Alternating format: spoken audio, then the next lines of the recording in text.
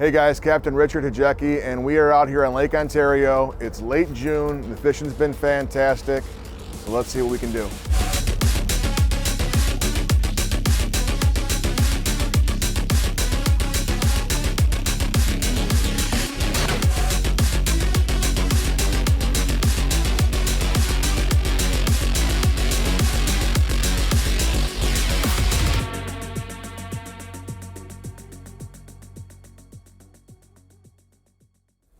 Our setup today is mainly going to be downriggers with Dipsy divers and some copper lines. The thermocline is down a little further today than it has been because we've been getting a lot of northwest winds. So Craig's putting down the Fishhawk lithium probe. I'll be putting this probe down. We run a 2-probe system on this boat, and we'll figure out where that temperature break is. But you can see we've already got some fish and some bait on the screen. So let's get some lures in the water and see what happens. Is that all bait there, Rick? Yeah, that's all bait down there in the bottom. You can see there's fish shooting in and out of there. Wow, that was insanely quick. It can only go up from here. Yeah. All right, we got a small one here. Let's hope the next one is a little bigger. Just reel right down to that spoon. Lift the rod up. Beautiful. It is a little Chinook. We're gonna let him go back and get a little bigger, all right? Beautiful fish though. This is a meat rig. This is a herring strip right here.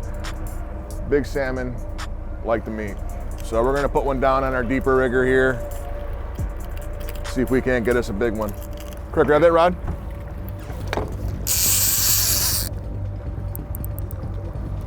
Here we go. All right. So that's the meat rig. Okay. Right now, this fish is down there. We caught him down here a little deeper. You can see right here where he hit the downrigger. We're gonna let him run, okay? Big fish will make some runs, but you always want to keep pressure on them. So sometimes they'll turn and run at you. Okay, so just be ready to start burning. So keep pressure on it, yep. Got it. By the way, this is a prototype flasher rod we're working on with you guys. So this is number 4. This is the 4th prototype we've had on board. We're getting close. Doug keeps asking me if we're there yet. Not quite there yet, or what do you think? I think we need to go a little stiffer, but He didn't come off, did he? nope. See the flasher on the surface out there? Yep. So I'm gonna move some rods around. All right, I don't think he's done. So you're gonna wanna follow your fish. So I want you to come over to this side of the boat. My brother's gonna kind of go underneath you. Just keep good pressure on the fish, keep them coming. If we can keep that flasher out of the water, that's a bonus. Let my brother go underneath you. We wanna keep him wait for that downrigger. So the important thing is to get his head up out of the water, or else he can go and do whatever he wants. Go down to that flasher, stand right next to me, get his head up out of the water. Nice. Took about 10 minutes or so. Yeah, it didn't take long at all. What do you think, Rick? I would say that's about a 10-pound salmon. Beautiful. It's a good eat. So we go through a lot of toothpicks on this boat when we're running meat. So this was a tip that a buddy of mine, Casey Prisco, showed me. We used to take the toothpick and shove it in the back of the meat head like that, snap it off. But we've been getting a lot of these meat heads breaking back here from having toothpicks shoved in here. Basically what this does is it pegs the hook. So it stops the hook from going any further forward. So we like to put the hook right at the end of the tail. So if we're fishing this piece of meat right here, we want that hook right there towards the end of the tail. So instead of putting the toothpick in here, what we're doing is running a bead, and this head can freely slide up and down the line. Number one, that'll help you get more fish out of your meat because this isn't stuck back here by the hook, but you're not breaking off heads and breaking off those little pieces in the back there. So we'll slide the meat in here.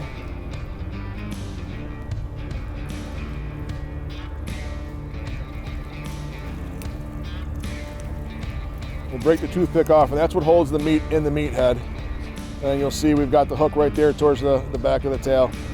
So obviously it works very well. But I think everybody should have a few of these in their boat. And this is a deep rig tackle. It's basically a fake herring strip. There's a metal piece inside that'll help you tune your bait. They come in a lot of different colors, but we'll run this side by side with the real thing, and it'll hold its own. And many days it takes the biggest fish on the boat. One of the things I like about this is, number one, your hands don't stink. Number two, instead of tweaking the head, you can just tweak the little metal strip inside to get the roll that you want. So that's nice. A lot of these heads nowadays, when you try tweaking them, you have a tendency to crack them and break them. So no more fooling with that. You just bend that little metal strip inside and let it go. But deep rig tackle, these are available at Fish USA. All right, so we just got whacked on one of those deep rig tackle fake herring strips. Sometimes when the fish hits it, it'll come back and it'll be bent like that. So you always want to check it to make sure that's not the case. But all you got to do is just bend it back into place with that metal strip that's inside, put it in the water, and you'll adjust it to the roll that you want. But that's taken, what, about 3 shots in a row here for us in the last half hour. You want to find clean water, so we'll get it off to the side here. And you can see that we've got it rolling back there. As long as it's rolling.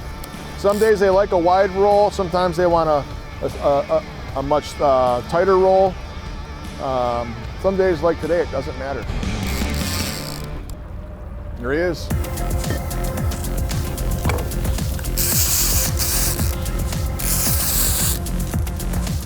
So you can see this fish finder, like I said earlier, this has caught more fish than any other rod or any other lure in this boat. So I saw that fish drop down on him, put the lure right in his face, and here we are. There he is out there on the surface. It's a little better fish. Hell yeah. On the meat rig again? On the meat rig again. Who's up now? You guys said it'd be chaos as soon as we got out I told here. you it'd be chaos. No, I won't. Fish has been really good this year. Would you say this is one of the best years you've seen on Lake O? Depends on what you're looking for. Yeah. Numbers wise. That's what they do. Yeah. Numbers wise, it's been a great season. I grew up doing this. My brother and I, our father had us out here when we were 6, 7 years old. So we've been doing this a long time. We've seen the ups and downs, the good years, the bad years, but as far as numbers go, I don't think you can beat this year. The whole entire lake's been on fire. Everyone's catching fish. I mean, you look at social media and there's boxes of salmon everywhere. It's insane. I mean, guys are saying they're getting 40 plus bites a day. Yeah. Like,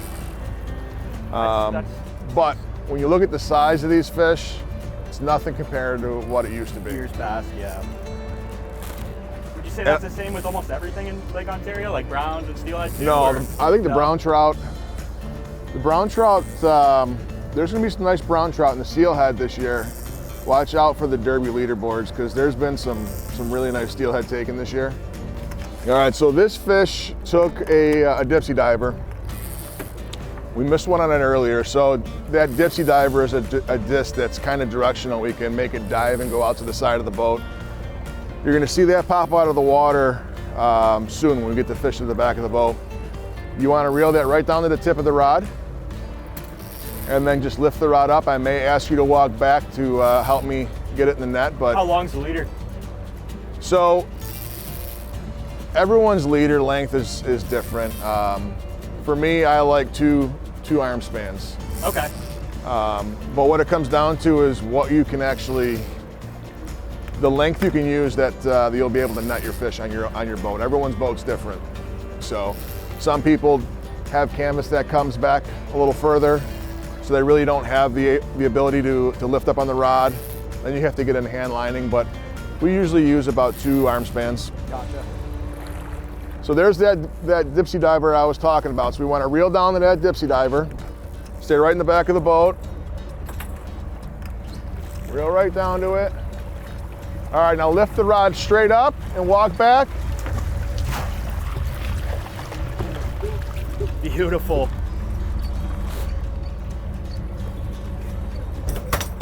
Now this one hit a spoon I designed a lot of years ago, the Seasick Waddler. That's a Dreamweaver Mag. This one's got the gold cup on it. We like gold. I like gold on overcast days. I like gold first thing in the morning. Okay. You don't see a lot of guys running gold, but out of the yoke, gold seems to be a really good one. The one we missed over here was on another gold spoon. And that's that UV Alewife that Pete Alex talks about so much. That's been a good brown trout spoon for us. Okay. And so we grabbed some larger ones, and the salmon seem to like it too. It's about a 8-pound salmon. Beautiful. You want to let him go, or you want? Yeah, let's let him go. Okay. What's the limit, Rick? That's about a 2-year-old salmon, so okay. He's still got a year. Hopefully we can get him next year and he's a little larger. Beautiful. So what do you think these fish run about 3 years old, or? So back in the heydays, these fish matured at 3-4 year old. Gotcha. What a lot of the biologists are finding is these fish are maturing a little bit earlier now. And I don't think anybody has an answer as to why, but most of our fish mature between 2 and 3 now. Gotcha. Okay. And that may have something to do with the size of the mature fish and why they're smaller than they used to be. I can remember back in the late 90s, there was a fall derby leaderboard where the top 10 fish were all 40-pound fish. 40. Yeah. Wow. If you didn't have a 40-pound fish, you weren't in the top 10. Don't even weigh in. Yeah. That's unreal. So these are our planer boards. These are Big John Otter boats, and we hook them up to a tow line and let them out a certain distance. And we use the tow line to slide releases down to put extra lines out and kind of give our spread a little bit of a wider effect.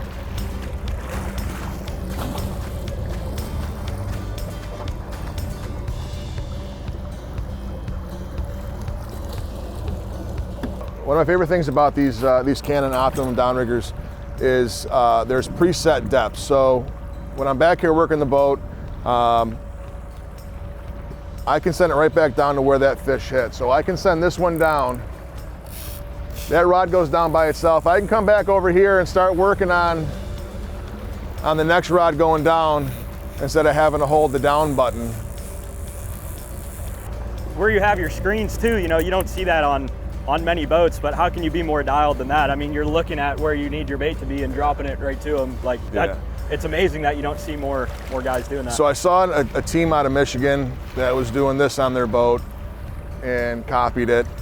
I had them send me a plate, but I tell everybody that the fish finder back here has probably caught more fish than any single lure on this boat, just because when you're back here, you can always look down, see what's going on, and make adjustments to your spread. Like right now, if I had this downrigger down, I'd be dropping down to that fish that's down there. Yeah. Right, but right now we've got most of our rods aren't even in the water because the fishing's been so good. The bottom screen, right now we've got it on side imaging. When we start to get offshore and we're looking for schools of bait later in the summer, that's when that really comes into play. Right now, we don't use it too much. In the springtime, we're running a lot when we're fishing shallow water, brown trout, because there really is no reason to run your traditional sonar. You're not going to mark much in 10, 15 foot of water. Yeah, right. So it's kind of cool to see the bottom transitions on the side imaging when you're in their brown trout fishing. And one of the things we've found with the side imaging in the spring is there used to be some areas that were really good, brown trout water, and it holds really good color, which is important when you're brown trout fishing.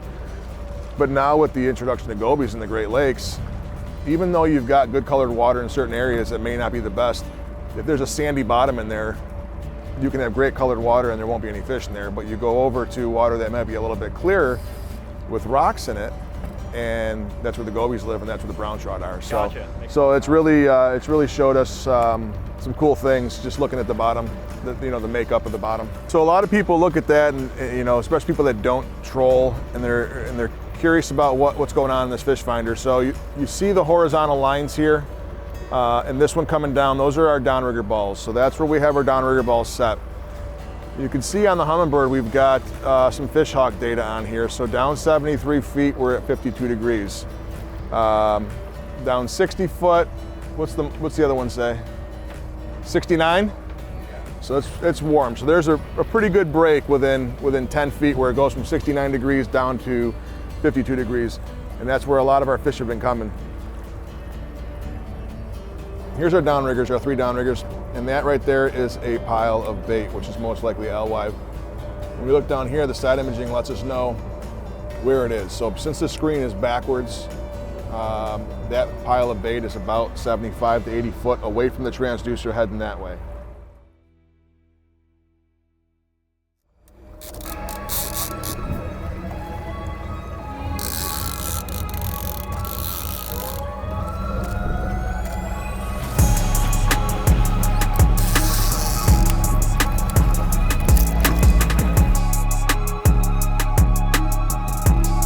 A lot of fish down there. Look at all those salmon down there. Wow. So, all right, so here's a quick tip. So you're out there, you catch a nice fish. Let's get a great picture of that fish, right? Absolutely. So here's one of my biggest pet peeves is when somebody is holding a fish in the gill facing the camera, okay? So there's a few different ways you can hold them. With salmon, you can grab them by the tail. And this is always a great pose, and you see a lot of guys holding them like this. If you are gonna get in the gill, stay along the gill plate so you're not going to bleed them out because blood does not look good in pictures. But you can put your hand in the gill that's not facing the camera and get a nice shot just like that. That's a nice salmon right there, guys. Okay, guys, so the presentations on Lake Ontario and the Great Lakes in general when salmon fishing, you've got downriggers, you've got divers, and you have what I call junk lines or weighted lines. So with a downrigger, we put a lead weight on the downrigger, and it allows us to send it down to whatever depth we're marking fish on our fish finder. So this rod right here on our boat is the downrigger on the port side. This is a Dipsy diver, so it's a round disc. It's got a directional weight on the bottom of it. We can get it to either go out further to the side of the boat or dive deeper depending on where we move that weight. This is run on a wire line, so the thin wire line allows us to get a very good depth curve, somewhere in that 2 to 2.5 to 1 ratio. So for every, so, you know, 100 foot of line out on a 2 setting, we can get about 45 to 50 foot. Next is what we call our junk lines. Where we're fishing today, thermocline being down 60, 70 foot. Lead core is really not going to get us down there, so we're running copper lines. So we've got Morgan's copper on these reels right here. We've got them in 50-foot increments. So everything from 150 all the way up to 600 foot on this boat. As you can see, this one is a 400-foot copper.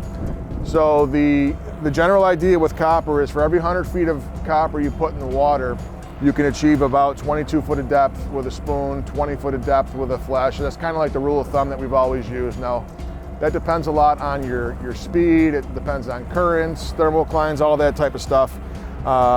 So in this instance with a spoon down out 400 feet, we're running about 85 foot, you know, is where it should be running. Now again, that varies when you're doing turns. The copper really sinks when you turn into it, or if it's on the outside board, it'll rise when you turn. So it gives your lures a little bit of action when you're doing some turns. But those are really the main presentations when we're out here salmon fishing. Downriggers, Dipsy divers, and copper and lead core lines. But we got some fish on the screen now. Here we go. Yep. Right there, another one right there, another one.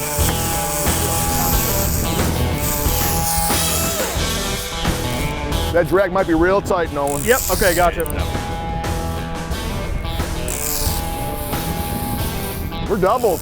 Nice. We got to make sure we don't cross lines now. I think you got to go underneath. I think so. This is a good one. This one's got some wheels. Oh, now I think we got to go back. I don't know, man. You're confusing me. I don't know what's going on. I don't feel your line.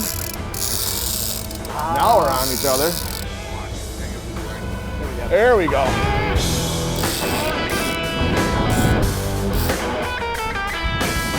Yeah, this feels so much heavier than the other ones. Don't mind sharking out there.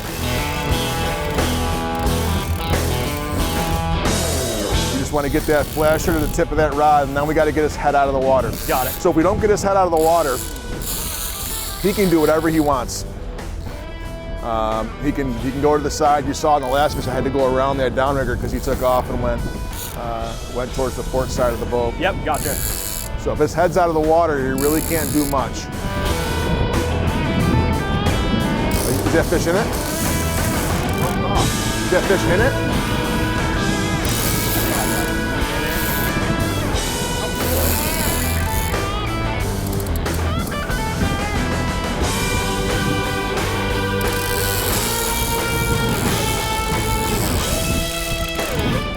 My fish is coming in whether we like it or not. I'm gonna put mine in the rod holder. You got it, Craig? Okay. Oh, that's a nice fish. That's a nice fish. We're out, we're out, we're out. Lift up, Melvin. Lift up, walk back. Got him. All right. All right, Craig, get that out of the net. I'm gonna get my fish going. So we got a cheater line on here. I just gotta snap that rubber band, get that second line out of here. Let it slide down. You can see the fish right back there. We'll give Craig a minute to get that fish out of the net. Yeah, you're good.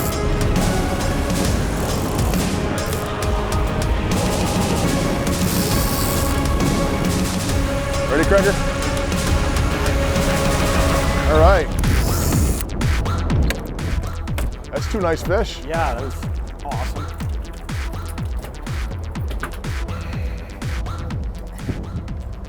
A little bit of chaos, but wow. How about that for double? That's awesome. Yeah, they're almost the same size, man. I think you got me by a little bit, but wow, that was Yeah? really, really cool. Man, there's nothing like that. No, man. There's nothing like that. Not in fresh water, man. No. When it comes to freshwater fishing, you can't beat the king. That's why they're called the king. Absolutely. Let's give the camera guy a fish. Get it, Mike. There you go. Come right over here. Yep. Here, back up. Let me break that cheater. If you can still reel. All right, get right back to that corner of the boat.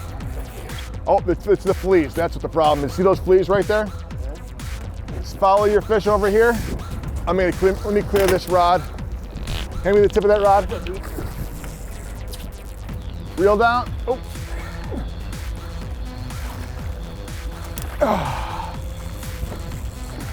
Got him. All right, man. Well, a little chaos. Yeah, absolutely. I almost fell out of the boat. Cameraman Mike's first king salmon. Good shot, man. Yeah, I really thought it came off first. Yeah, I thought it came out because then it get limp. And I'm watching the line go to wait. There's no way there's a fish shot. I'm watching the line go, wait, there's a fish shot. We don't got much left Was that in the one water. on Gold Alewife there, Rick? Yeah, so that was on the UV Gold Alewife. That's a custom US Fish USA color. Like I said earlier, that was a great brown trout spoon for us. So here's a quick tip, guys. So after every fish, I like to check my leaders here. So we've got a fluorocarbon leader because we're running spoons. This one got caught up in the O-ring here, and there's a little bit of a nick in it. So just run your fingers over it, and you can feel that nick there.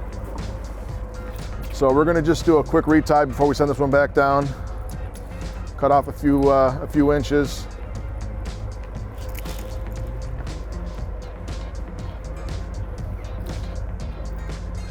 Quick and easy knot that we tie. It's just the old cinch knot or the Rapala knot. You twist it around 6 or 7 times.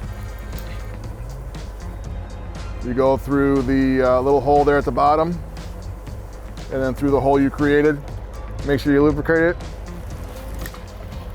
Cinch it down. Don't show that to my dentist. Just cut off the little tag end. Now we'll get it back in the water. So we run 3 downriggers on the boat, and one easy way to put some more lures in the water is to add what we call a cheater line. There's 2 different ways to run a cheater line. Basically, it is it's a line here with swivels on each end. Okay. This is a number 3 Dreamweaver, and this is a number 2. So the downrigger's in the water right here. Early in the year when there's no thermocline set up and there's fish throughout the water column, we'll attach this end that does not have the lure on it and just toss it overboard, and it'll find the belly in the water from the natural trolling action of the boat. So the drag of the monofilament will create this belly from the surface of the water down to the release. And that lure will kind of hang right in that belly, which is usually about halfway. Today, since we've got a thermocline, we're going to use a simple rubber band to peg it 10 feet above our main line. And all we're gonna do is half hitch this around the main line. So I've got my rubber band here. Just gonna take it, wrap it around here like that, cinch down that knot, and that's gonna keep the lure 10 feet above my main line. And when a fish hits, that will snap, and that lure will slide down to the main lure.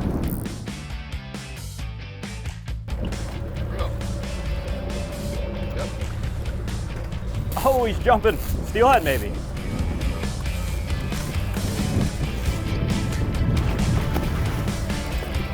No, don't go no more. Yep. Pull the line up, or yeah, pull the line.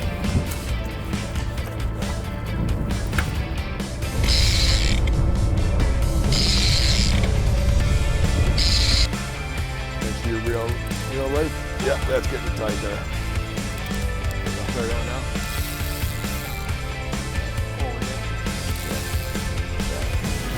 Got it. There he is. First Lake Ontario copperfish. Wow. Yeah.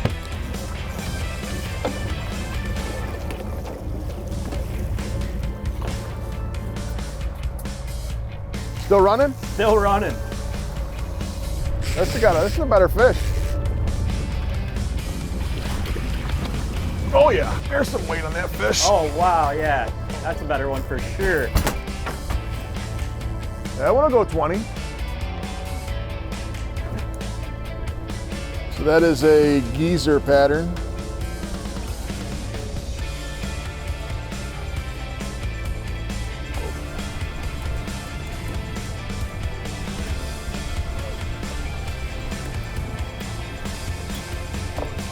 Yep.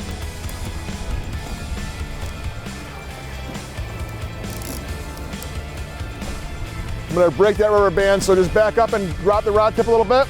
Okay.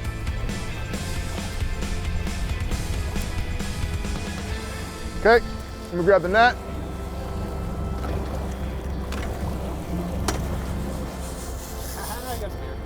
Where'd he go, under or over this rod? Under.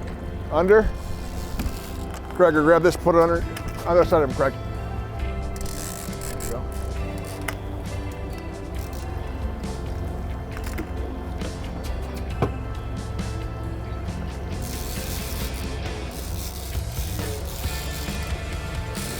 You're right in the back of the boat next to me.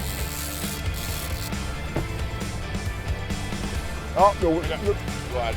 Walk back with it. Got him. So these, this time of year, those fleas come around in the water column, and that's what that stuff is right there. You see that, Craig? So they'll get on the line, and as you're reeling, they'll bunch up like that, and that right there is right where the leader knot is. So one of the things I try to do is not run too long of a leader this time of year, because once the fleas hit that, you're not reeling any further. Real quick way to get them off is I just take the line, bend it like that, and pull, and they pop right off. There you go.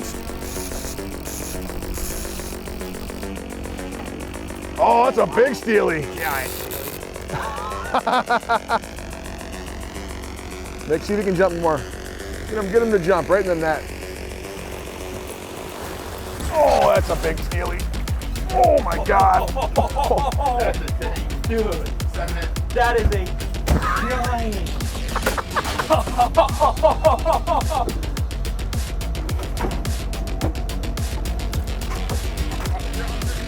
Yeah, we'll release it with that. I'll put him back on this rope and see if we can't get him revived. Yeah, when we got customers on board that aren't keeping fish, this is what we use to revive them. We just put this in there and drag them for a little bit.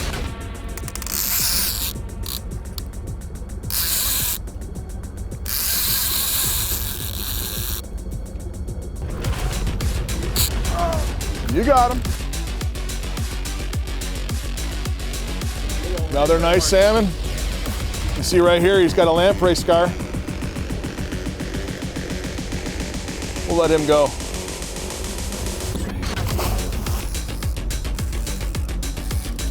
Oh yeah, nice fish. Beautiful. I do like this net, man. I like the coating that's on that. I was just about to ask you, how do you feel about I it? do like that net. First experience with the flagship light. Oh God, that's a big one.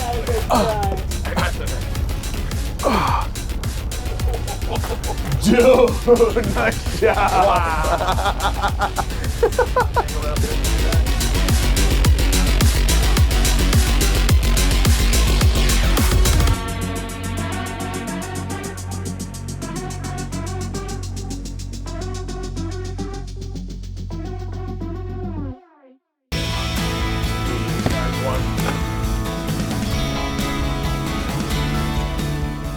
Just slice behind the gills, and I run the knife right down.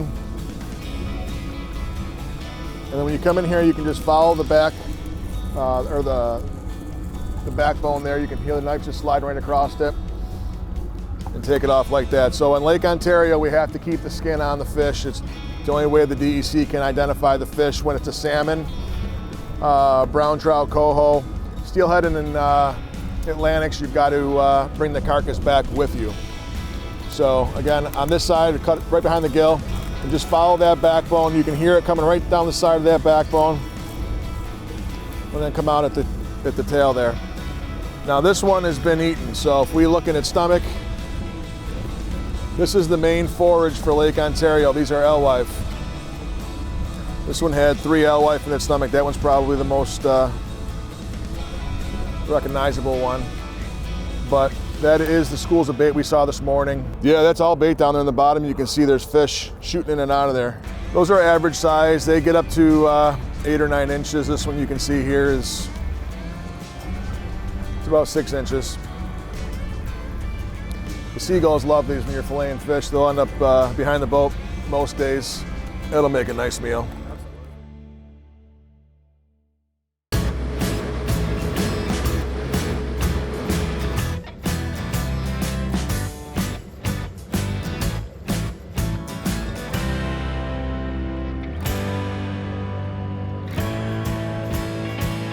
Greg, thanks so much for having us. That was amazing. Learned a ton. Hope everybody can learn from these videos as well. Mike, even behind the camera, caught a 22 pounder. So. Yeah, I enjoyed having you guys. You got a big salmon, you got a big steelhead. It was a great day. We caught a lot of fish, and this is what Lake Ontario has to offer, man. It's amazing. Thank you so much. Thanks, guys.